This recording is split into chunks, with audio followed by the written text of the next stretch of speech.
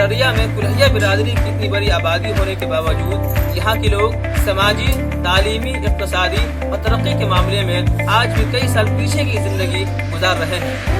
इस वक्त हम डिजिटल इंडिया के एक ऐसे गांव में हैं जहाँ के लोग आज़ादी के बाद से आज तक सिर्फ एक आदत पुल के लिए तरस रहे हैं।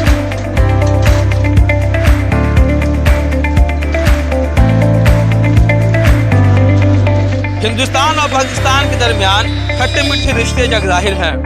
आप ये भी जानते हैं कि वीज़ा के बगैर पाकिस्तान में दाखिल होना कानूनन जुर्म है, मगर ईटीवी भारत अपने नाज़रीन को उस पाकिस्तान की सैर कराने जा रही है जहां ना कोई वीज़ा है, ना सरहद है, ना टिकट है और ना कोई फ़्लाइट है, बस एक मोटरसाइकिल है।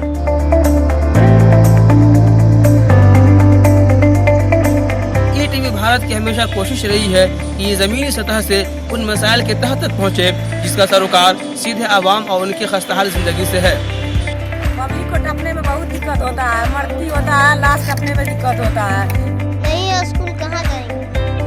तरक्की पजीर कहलाने वाला मुल्क हिंदुस्तान में आज भी ऐसे ऐसे गाँव हैं जहाँ हज़ारों की आबादी हर तरह की बुनियादी सहूलियात से महरूम है। रहमान उस्मानी ने इस तालीमी इदारे की शुरुआत 13 बच्चों और 3 असातिज़ा के साथ झोपड़ी से की थी।